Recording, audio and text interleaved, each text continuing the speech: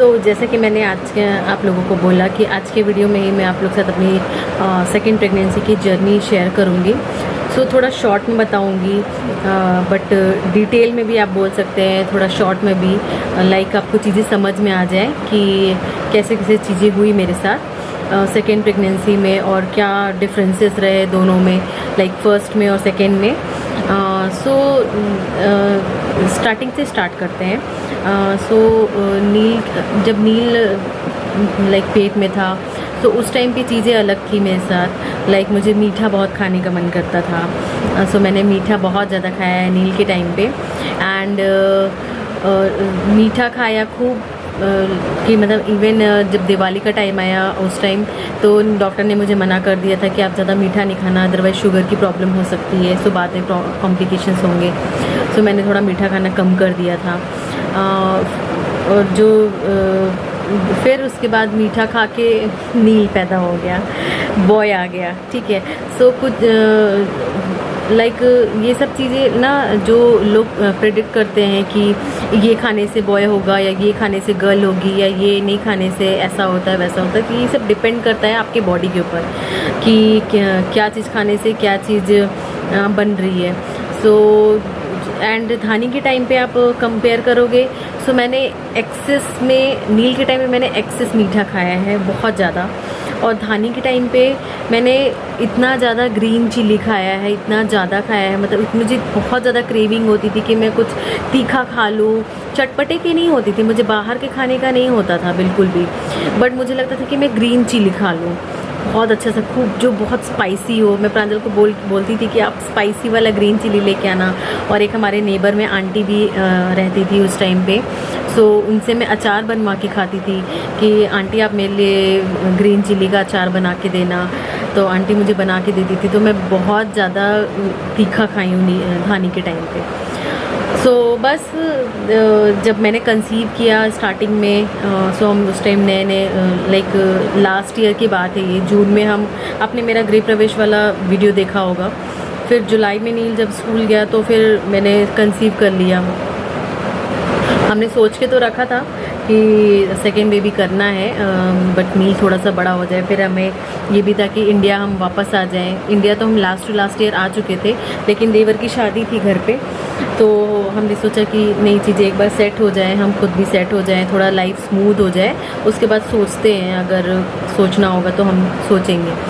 बस मैंने कंसीव किया जुलाई अगस्त के अराउंड। उसके बाद स्टार्टिंग के जो 3-4 मंथ होता है वो हमारे यहाँ मतलब बहुत ज़्यादा ऐसे बताया नहीं जाता है। थोड़ा सिर्फ उसका रीज़न ये होता है कि स्टार्टिंग का जो 3rd-4th मंथ होता है किसी भी लेडी के लिए, वो थोड़ा सा सेंसिटिव होता है, मिसकैरेज वगैरह के चांसेस होते हैं, और इतना ज़्यादा ओपनली बताया नहीं जाता। घर वालों को तो डेफिनेटली आपको बताना ही होगा, चाहे वो आपकी मदर हो, चाहे आपकी मदर इन लॉ हो, कोई भी हो, तो उनको तो आपको बताना ही है। वो घर वालों को तो पता था, लेकिन बाहर बहुत ज़्यादा मैंने या फिर यूट्यूब पे या फिर मैंने ऐसे भी बहुत ज़्यादा लोगों को बताया नहीं था कि स्टार्टिंग 4 मंथ तो उतना 4 क्या 5 मंथ, और जब तक आपका जो टमी एरिया है जब तक आपका विजिबल नहीं होता है तो आप खुद से कैसे जाके किसी को बोलोगे कि हाँ मैं प्रेग्नेंट हूँ।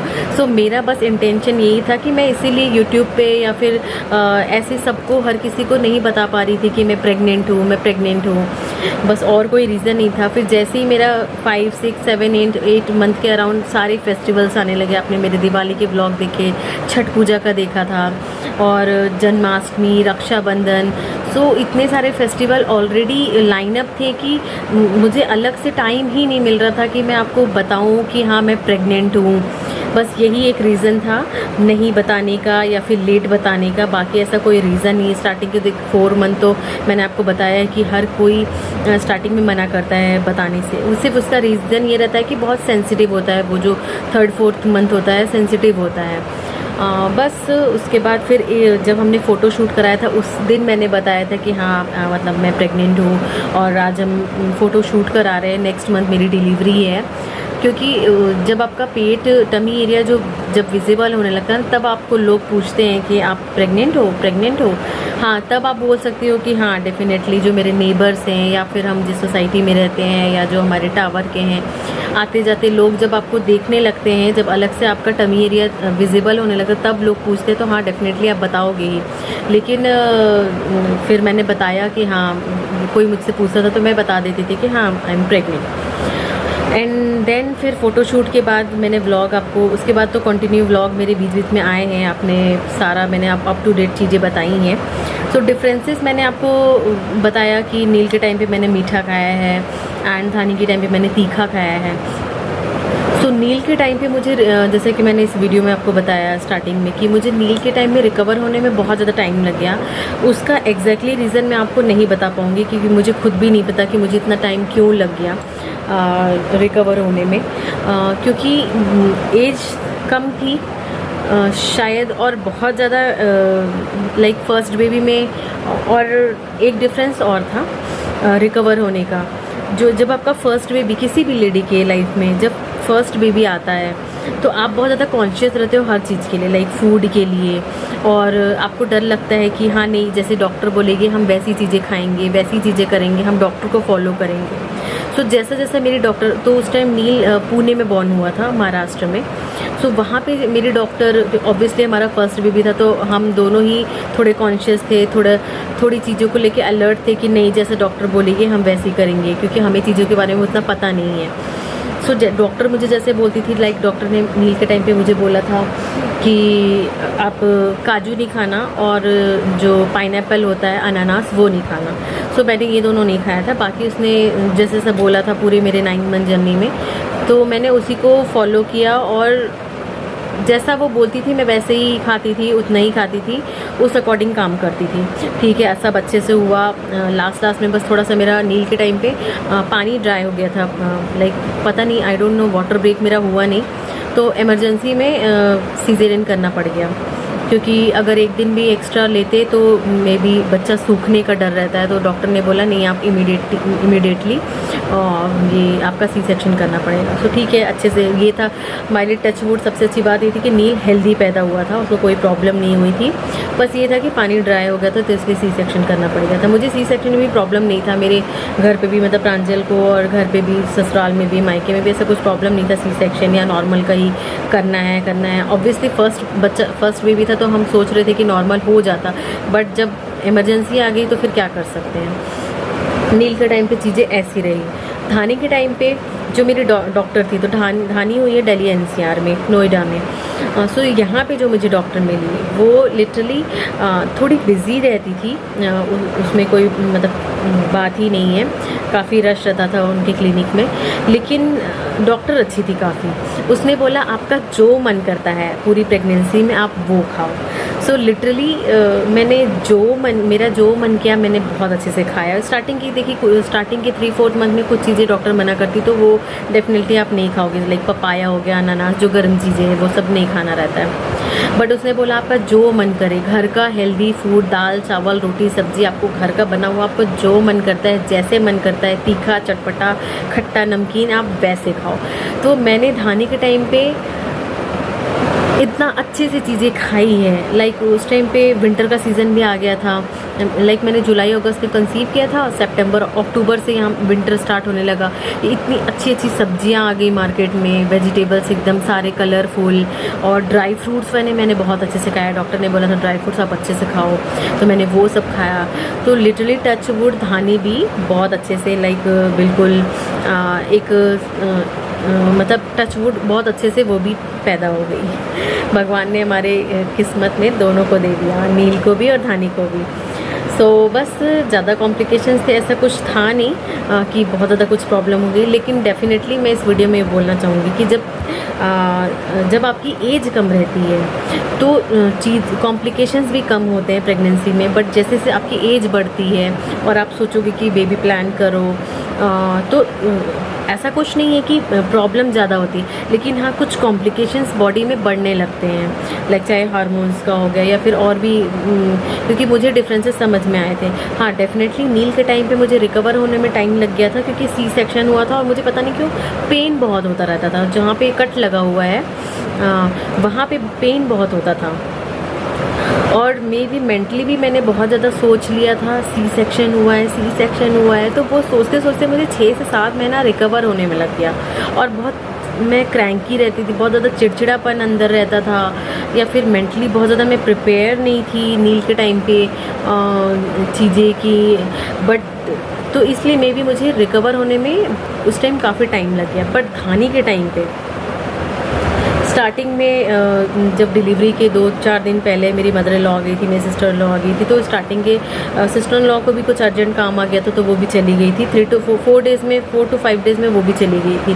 सो मैं और मेरी मदर इन लॉ स्टार्टिंग में संभाले, फिर जब धानी 1 महीने की हो गई उसके बाद मेरी मम्मी आ गई थी।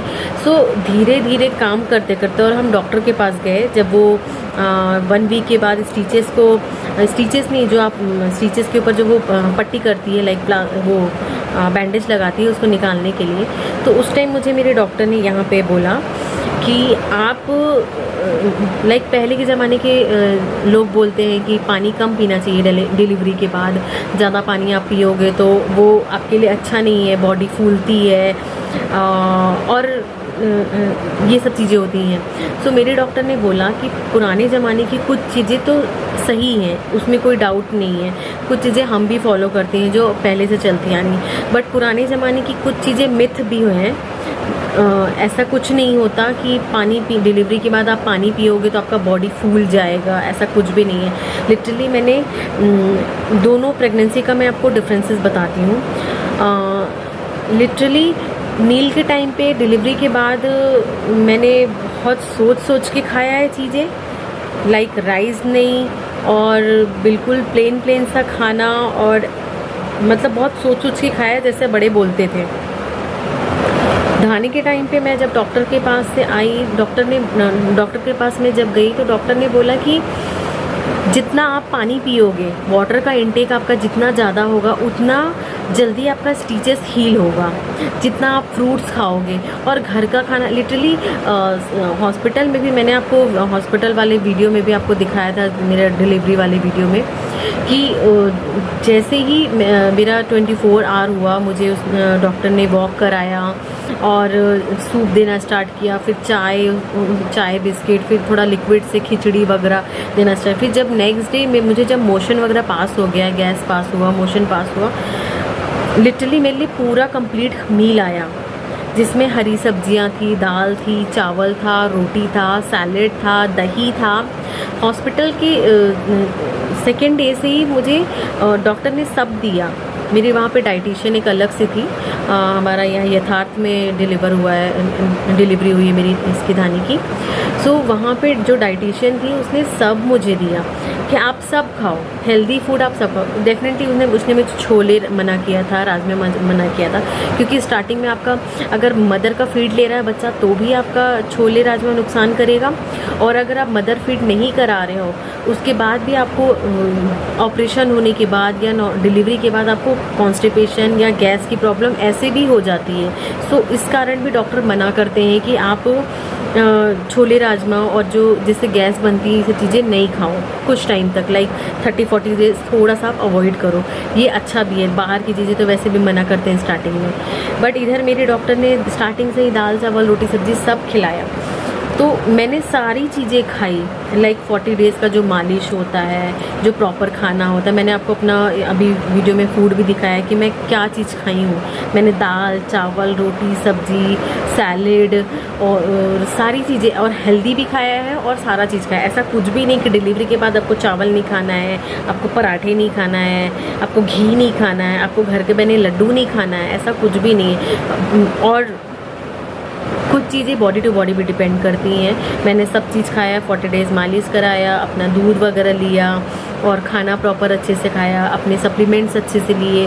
तो इस कारण में, और मैं लिटरली मेंटली भी बहुत अच्छे से स्ट्रॉन्ग थी इस बार, क्योंकि मैंने सोच के रखा था कि धानी तो अभी बहुत छोटी है, चलिए मैं डिलीवर अभी कर रही हूँ बेबी को, लेकिन मेरी इसके पहले तो नील भी है ना, मुझे नील को भी देखना है। डेफिनेटली प्रांजल का सपोर्ट मेरी पूरी प्रेगनेंसी की जर्नी में या अब तक की जर्नी में, हमारी शादी की मैरिड की जर्नी में प्रांजल का सपोर्ट बहुत अच्छे से रहा है, इवन घर वालों का भी रहा है। बट जिसके साथ हम रहते तो हम डेफिनेटली उसी को बोल पाएंगे।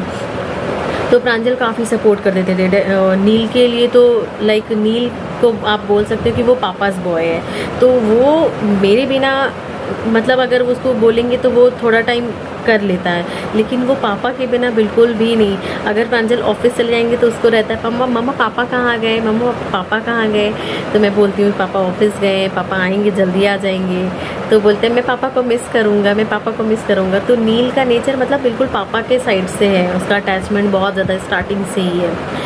सो नील के टाइम पे मैं मोटी भी हो गई थी काफ़ी, मेरा मतलब हेल्थ आ गया था उस टाइम पे।